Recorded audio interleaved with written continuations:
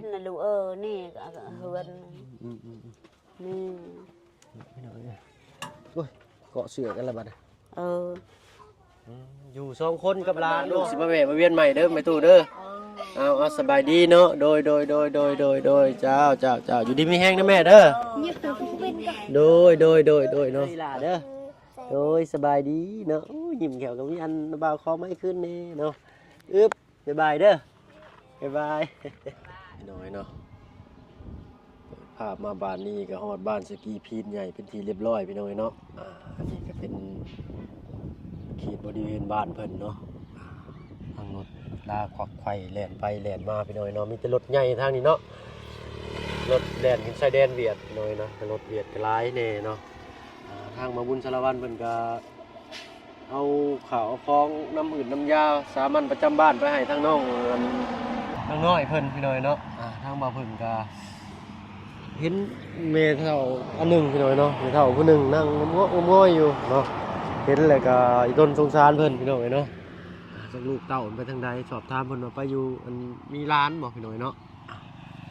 เพิ่นก็ลืมหยิบขนมในท้ายรถลงมาพี่น้อยเนาะก็แวะลงมาซื้อเอา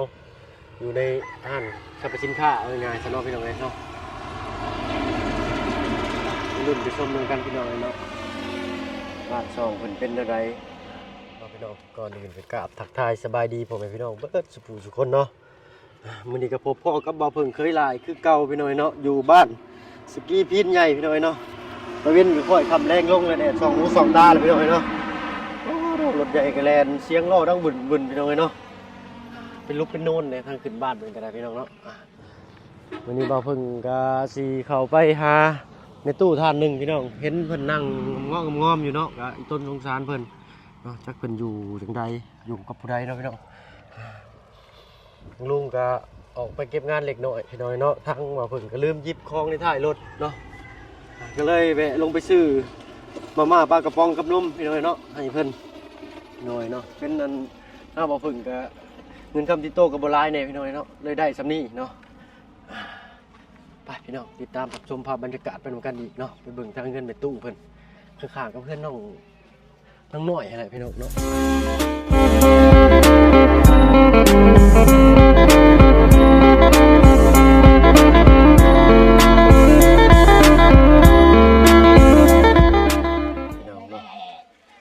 มาฮอดจอดถึงเพื่อนไปตู้แล้วบ้านพี่น้อยเนาะ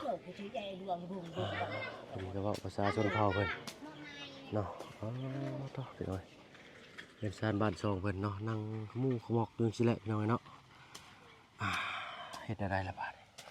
สบายดีแม่ตุโดยสบายดีเนาะโดยเสียงเบาเนี่ยพี่น้องโดยแม่ตุขออนุญาตติดไม้เนี่ยติดไม้ขออนุญาตจะฮึบเนาะแม่ตุอยู่กับไผเนาะอยู่ลานลานไข่เทลูกลานร้านไข่ลูกร้านอยู่ไสเดียวนี่ไข่อันไปจ้างมันต้นรับจ้างมันต้นเขาอยากกินละบะหมี่เขาจะกินกับบะหมี่เนาะลูกร้านไปอยู่ไสตอนนี้ไปเฮ็ดเวียกมาตอนแรงเพิ่นมาบ่เนาะลูกลานละไข่ลูกไข่นี่เจ็บอันนี้เจ็บอันนี้เจ็บอันนี้เจ็บอันนี้เจ็บอันนี้เจ็บหลายบ่อนซ้ำว่าเนาะเฮ็ดละบ่ได้ลูกอันนี้เป็นอันเพื่อนแม่ตู้บ่แม่ตู้ชื่อยังชื่ออาดักฮะอาดักอะไรก็ไปแต่เก่าเลยอาดักชื่อแต่เก่าอาดักอาดักโดยเนาะ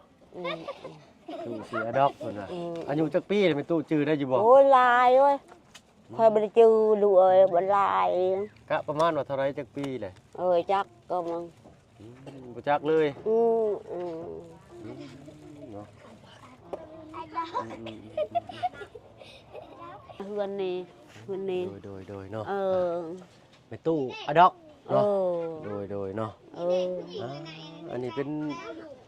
เพื่อนซ่านบ้านซองเพิ่นพี่น้อยเนาะขออนุญาตเบิ่งให้ได้แม่ตู้เด้อโดยเนาะ ตามไร อยู่จักคนแม่ตู้นี่ ช่องคนนี่ ช่องคนกับ หลาน หลานผู้หญิงหรือผู้ชายหลาน ลู เจ้าก บ่มีผู้ชาย อืม ลูกแล้วบ่มีหลานแล้วลูกแล้วบ่มีได้ลูกเอ้ย ได้ค นั่ รับ งแต่เพลียวนี่เด้ ลูกเจ้ามีจักคน คอยไม่ได้ลูก เจ้าบ่ได้ลูก มากระแดง แม่กระแดง แม่กระแดง โดยเนาะ อืม แต่ว่ามีหลานชายคนหนึง พนึงชาหนูหลาน หลานชายผู้หนึงอยู่นํกันคุมื้อนี่บ่ มาอันเจ็บปะนี่ละเจ็บนี่ละเจ็บนี่ละเจ็บนี่ละเจ็บนี่ละเจ็บ ทางยังไปเฮ็ดเวียกอยู่บ่ เฮ็ดเวียกแล้วเฮ็ดอังคามังเอ้ย อืมโดยเนาะ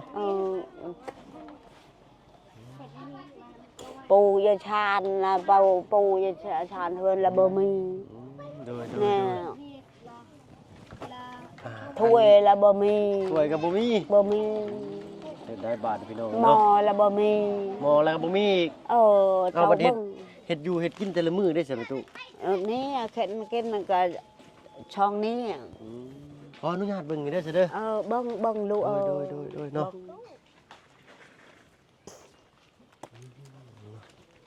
อันนี้แม่นยังอันนี้เฮือนครัวบ่แม่ คนครัว สำ ทำอะ บอกบ่ถูกพี่น้องเอ้ยเนาะ เจ้าได้ฮักแน่เนอตะกี้ใครก็กูเนี่ย พี่น้องเอ้ยเข้าไปจังไดอันนี้ฮะแล้วจะเข้าไปได้อันนี้เนาะ คนครัวลูก เบิ่งสิให้พี่น้องเบิ่งมุมกว้างๆนี่เนาะพอดีวิดหัวน้อยเดียว2เมตรหลังคากะฮอดบ่ดี2เมตรเนาะพอเพิ่นก็160ปลายเลยน่าจะฮอด2เมตรอยู่ความสูงนี่เนาะฮอดนี่พี่น้องเนาะอันนี้เป็นเฮือนครัวเพิ่นเด้อพี่น้องเนาะ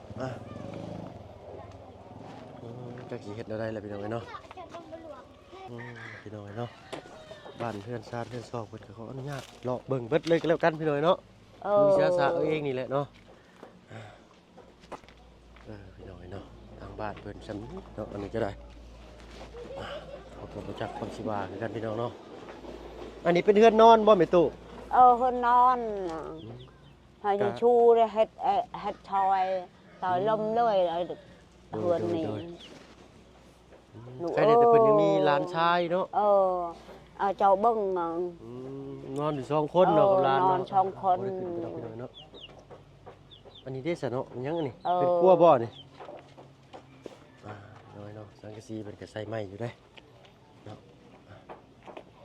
อันนี้ก็เข้ามาก็ลืมหยิบข้าวหยิบของจำพี่น้องเลยเนาะขอโทษขออภัยน้ำลายๆมื้อแรงได้ยังกินข้าวแม่ตู้แม่ตู้อะดอกเนาะโดยมื้อแรงมียังกินข้าวแรง บ่ได้เข้ายังชะน้อยยังชามนี่ชามนี้ บัดมันเบิดหั่นสิกินใส่บัดนี่ กินอันไปข้อไปอันรับจ้างเท่ เนาะก็ยังใครยังมีร้านทรายไปรับจ้างอยู่เนาะ มันนั้นเมื่อยเดนี่เมื่อยนี่ ทั้งลูกชื่อว่าเบาเพิ่งเด้อแม่เด้อ เป็นนั่นสะพานบุญเนาะก็มาเก็บภาพให้พี่ให้น้องเบิ่งพิจารณาเบิ่งนำกันพี่น้องเนาะใครอยากให้เป็นสะพานบุญหรือยังก็ช่วยๆในตู้อดอกเพิ่นเข้ามาได้พี่น้องเนาะทางเฮาก็อยากให้ซื้อข้าวซื้อของหยังก็แล้วแต่จิตใจใส่ศรัทธาพี่น้องเนาะมื้อนี้เบาเพิ่งมาก็บ่มีหยังหลายพี่น้องเนาะลืมหยิบของในรถในตู้มีอันนมกับอันมาม่ากับปลากระป๋องเนาะโดย ขอบใจลูก โดยเนาะก็พอได้ต้มได้กินนมจู้ก็กินได้เลยเนาะอยู่กับร้านชาย2คนนะแม่ ช่องคนลูกแล้วบ่มี ลูกบ่มีแต่อยู่กับร้าน อยู่กับหลานมันหลานละใคร ร้านเป็นไข่ยังไปเฮ็ดเวียกอยู่บ่ ขมัง ขมัง ขมังอันอะไรไป ร้านชายนี่จักปีเลยแม่ จักเท่าแล้วหลาน ชื่อตัวเองก็บ่ฮู้อายุเจ้าของก็บ่ฮู้บ่แม่ บ่ฮู้ลูกเป็นแม่กะแดงพี่น้อยเนาะอยู่เพื่อนกับร้านชายบัดพ่อแม่ของร้านชายเจ้าได้ซั่น บ่พ่อแม่มันหมดตายน้องแล้วบ่มี พ่อแม่เพิ่นเสียเบิดเนาะน้องก็บ่มี บ่มี แม่ตู้อยู่มานี่มาจักปีแล้วนี่อยู่เพื่อนหลังน้อยนี่มาจักปีแล้วอยู่มาแต่เฮิงเลยบ่ นี่ไง โดย ในห้องอะไรห้องมากมันเห็ดคอดจงเฮือนในลมที่เจอพอชูช่อยลูกโดยเนาะ อ วันหน้าบันไดแวะเข้ามาเลยถ้ามีสิ่งของมาฝากมาต้อนลูกเจ้าเขามาให้อีกเด้อแม่เด้อ กับใจลูก แย่งกันเนาะ อ นี่ก็เป็นเพื่อนของอันทางอันน้องอันน้องน้อยเพิ่นพี่น้องเนาะเป็นเพื่อนของทางน้องน้อยเพิ่นพี่น้องเนาะเนาะโอ้เด็กๆหน่อยก็ลายซ้ำพี่น้อยเนาะตู้มันขึ้นเพื่อนขึ้นชานน้องพี่น้อยก็ได้เก็บภาพบรรยากาศให้พี่ให้น้องเบิ่งเล็กๆน้อยๆเนาะอันนี้เป็นหยังไหมตู้ นี่ โดย อันนี้ เป็นเพื่อนครัวบ่ คนครัวมายานการไผ่ ใช้ ยานเชี่ย ใช้ขออนุญาตเขาไปเบิ่งนี่เด้อ ไปเบิ่ง มีหยังนี่ ห้ามาค่ะห้ามาเฮ็ดนะห้ามาเฮ็ดนะลูกนี่เฮือนนี่ พี่น้อยโอ้ยเกาะเสือกันละบัด อยู่สองคนกับหลานเนาะ อยู่ชมคนกับหลาน โดย หลานละใคร โดยหลานละใครละใครมดอันนี้มดนี่ อ๋อมันไข่วะ ไข่ อ๋อคิดว่าไข่แล้วเป็นไข่พี่น้องเนาะ ไข่เจ็บอันนี้เจ็บอันนี้เจ็บอันนี้เจ็บอันนี้เจ็บนี่เจ็บนี่ เจ็บไปจนเบิดอันนี้เนาะ เนาะพี่น้อง เอาขมังอันนั้นไปเฮ็ด โดยแล้ววันนี้เวลาได้เงินได้คำมาเลยข้าวน้ำนี่ใช่ไหมร้านไปหาเงินสิก็ซื้อมาบ่โดยเนาะอยากเห็นอันร้านเพิ่นอยู่พี่น้องเนาะอยู่น้ำร้าน ร้าน เป็น เพิ่น น้ำร้าน มื้อนี้ร้านเจ้ามาอยู่บ่ มาข้ามลูกรถบ่มี รถบ่มีไปเฮ็ดเวียกได้ซั่น ไปย่าง ย่างไป ไป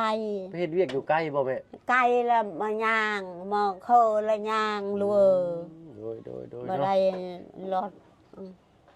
ทุกข์ยากแนวจนจะตายคน โดยเนาะ เอา ซั่นทางอันลูกก็สิขอตัวลาไปก่อนเนาะเพราะว่ายังสิมีเวียกข้างหน้าอีกอยู่เนาะแม่เนาะเอาเป็นว่าพ่อกันบัดหน้าบัดในเนาะขอบใจลูกโดยเนาะอยู่ดีมีแห้งนะแม่เด้ออยู่ดีขออนุญาตเอาไม้ขึ้นแน่โดยขอมุกขอบใจหลายๆนะแม่เนาะมาบัดหน้าบัดในถ้ามีข่าวมีของตั้งกันลูกสิเอามาแบ่งให้อีกเนาะโดยไปรับจ้างได้เต้นมาได้รับจ้างนอนก็ชื่นอนอยู่ซื่อๆเลยทางลูกก็มียังบ่หลายเนาะทางลูกก็เล็กน้อยก็หุ่มหลายซ้ำพี่น้อยเนาะขอโทษขออภัยหลายๆเนาะทางบ่าวเพิ่งก็บ่มีเงินบ่มีคำหลายพี่น้องเนาะก็ได้แต่ซื้อเล็กๆน้อยๆมาให้แม่ตู้เพิ่นก่อนพี่น้องเนาะโดยขอมุกขอบใจทั้งแม่ตู้หลายๆเนาะมาบัดหน้าลูกสิมาแวะมาเวียนใหม่เด้อแม่ตู้เด้อเอาสบายดีเนาะโดยเจ้าอยู่ดีมีแห้งนะแม่เด้อโดยเนาะเซลอยู่พี่น้องเนาะสบายดีบักล่ะโดยสบายดีเนาะถุ่มเซลพี่น้องเนาะบ่จักความชัวร์ถ้าภาษาเด็กน้อยเพิ่นบ่เคยเห็นพี่น้องเนาะทางลุงเขาก็มาเลยพี่น้องเนาะผู้ได้ก็เอาเป็นมือหนากันแล้วกันพี่น้องเนาะทางนั้นก็เป็นภูเขาพี่น้องเนาะอันนี้ก็เป็นทางอันน้องหลาน้อยเพิ่นพี่น้องเนาะสบายดีน้องหลาสบายดีเนาะขออนุญาตติดไม้เน่เนาะบ่ถือเนาะอยากฟังเสียงน้องหลาเพิ่นเนาะน้องเพิ่นก็เว้าค่อยๆพี่น้อยเนาะสบายดีเด้อแม่ตู้เด้อสบายดีเด้อพ่อเด้อโดยเนาะเอาวันนี้อีหลาวันนี้มาเนาะติดเลยแล้วก็อีหลาเป็นไข่บ่เป็นไข่โดยเนาะได้ยังกินข้าวแรงน้องล่ะ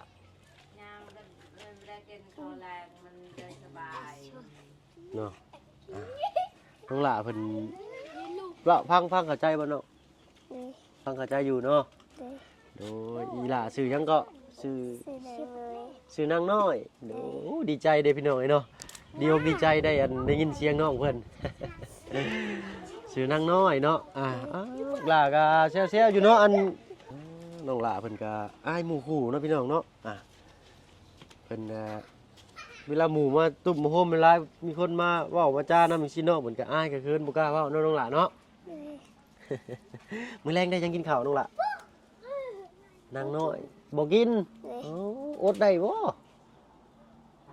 ชื่อหล่าน้อยเนาะ โดย นะขอโทษขออภัยปะลุงเนาะชื่อนางน้อย โดย โดยเนาะเฮียนอยู่ห้องใดแล้วน้องหล่ะ ห้องป .1 ห้องปหนึ่ง โดย ดีใจได้ยินเสียงเราพี่น้องเนาะ เนาะอายุ7 ปีพี่น้องเลยเนาะยืนตรงเคารพธงชาติเลย เมื่อกี้นี่กระทั่งบ่าวบุญเพิ่นนั่นชื่อหืดชื่อยาสามัญประจำบ้านมาให้น้องเพิ่นเนาะมีแนวติดรถรถไข่หลายอย่างแน่พี่น้องเนาะมื้อเว้นนี่ก็เข้ามานี่เป็นรอบที่2แล้วเนาะรู้จักอ้ายอยู่บ่มื้อเว้นนี่อ้ายเข้ามาชื่อได้อยู่บ่ชื่ออ้ายได้อยู่บ่ บ่ หมดชื่ออ้ายชื่อว่าเบาเพิ่งเด้อ โดย เบาเพิ่งได้เพิ่งตัวน้อยๆบินตี้เด้ โดย โดยเนาะชื่อเบาเพิ่งเนาะโดยก็เป็นอาสาสะพานบุญพี่น้อยเนาะเก็บภาพบรรยากาศในพี่ให้น้องมาหับได้ชมพี่น้อยเนาะขออนุญาตขอโทษขออภัยพี่น้อยเนาะว่าผิดว่าถูกแน่ เวลาก็จ่อจั่นเข้ามาแล้วพี่น้อยเนาะอีหล่ะเนาะเรากับคนผู้งามนี่แม่ยังบ่ได้เคยเห็นหน้าลูกสาวจักเทื่อบ่ เรียกว่าทันเลย ลูกเจ้านี่เป็นตาแพงเด้อแม่เด้อ โด ทางป้าลุงเพิ่นให้บอกแน่เพิ่นว่าเนาะว่าลูกสาวจะเป็นตาแพงหลายเนาะโดยเป็นผู้จบผู้งามเรียนเก่งๆได้ล่ะเด้อแต่บ่ตั้งใจเรียนเด้อ โดย เนาะไปโรงเรียนกับหมู่ครูบ่ต้องครบหลายเนาะเอาที่ว่าจำเป็นเนาะบ่ต้องไปลิ้นไปแอนน้ำแบบว่าลิ้นซ้ำๆนี่คือโมโนไอ้นี่ดื้อเด้อเนี่ยเนาะนี่แฮงดื้อซ้ำจักย่อมือย่อตีนใส่ ขอโทษขออภัยพี่น้องเนาะตามภาษาเด็กน้อยเนาะเฮาก็บอกกันยังเพิ่นบ่ได้เพิ่นก็บ่แม่นลูกหลานเฮาเนาะบอกได้แต่ว่าสิฟังหรือบ่ฟังก็อีกเรื่องหนึงพี่น้องเนาะอันใดฟังเลยดีก็เก็บเกี่ยวเอาอันใดฟังแล้วบ่ดีก็แล้วแต่สิเลือกเนาะพี่น้องเอ้ยค่อยคำแรงลงแล้วบัดนี้เนาะได้ยินเสียงอีหลาน้อยก็ดีใจแล้ว เรายิ้มแล้วก็ยิ้มหวานได้เราก็เนาะยิ้มไปเบิ่งในอีหลา เราคืนเราอายพี่น้อยเนาะสำหรับคลิปนี้ก็คือสิบุมีหยังหลายเนาะอันบ่าวแวะมาเล่นมาแอนน้ำน้อยหนึงพี่น้อยเนาะเมื่อป้าก็เดินไปตู้เด้อโดยมื้อหน้าสิแวะเข้ามาใหม่เนาะโดยไปก็เด้ออีหลาเด้อโดยสบายดีเนาะยิ้มแขวกับมีอันบ่าวคอไม่ขึ้นนี่เนาะบ๊ายบายเด้อบ๊ายบาย เนาะเนาะคลิปนี้ก็บ่มีหยังหลายพี่น้องเอ้ยเนาะเขามาแวะมาเวียนเบิ่งทางบ้านน้องนางน้อยกับเมตู้เมตู้มันชื่อหยังก็ลืมเลยฮะเมตู้ชื่อหยังก็เมตู้ฮะเมตู้เพิ่นน่ะนะชื่อหยังก็เมตู้เมตู้ชื่อหยังก็เนาะพี่น้องเอ้ยเม็ดกับเมตู้อะดอกเพิ่นว่าเนาะอยู่กับหลานชายเพิ่นพี่น้องเอ้ยเนาะพี่น้องปล่อยคำแรงลงแล้วทางบ่เพิ่นก็สิขอตัวลาลงแล้วพี่น้องเอ้ยเนาะโอ้วันนี้ก็มา2 เทื่อแล้วบ้านนี่เนาะมาหาทางไปตู้อดอกเพิ่นเนาะก็ได้ของฝากของต้อนเล็กน้อยพี่น้อยเนาะแล้วก็ทั้งน้องนางน้อยชื่อเพิ่นชื่อนางน้อยเนาะทางบุญชลวันก็นะครับอาสาสะพานบุญชื่อข้าวชื่อของเขามาให้เพิ่นที่เรียบร้อยแล้วพี่น้องเนาะตอนนี้ขอมุกขอบใจทางผู้ใหญ่ใจดีเนาะดีแนมเห็นและสดซอยครอบครัวยากไร่แน่พี่น้อยเนาะขอบใจหลายๆพี่น้อยเนาะทางเงินมาเป็นสะพานบุญให้เอากะดีอกดีใจเนาะตื่นตันน้ำลายเติบพี่น้อยเนาะสำหรับคลิปนี้ลาเลยพี่น้องเนาะพอกันคลิปหน้าเนาะว่าสิ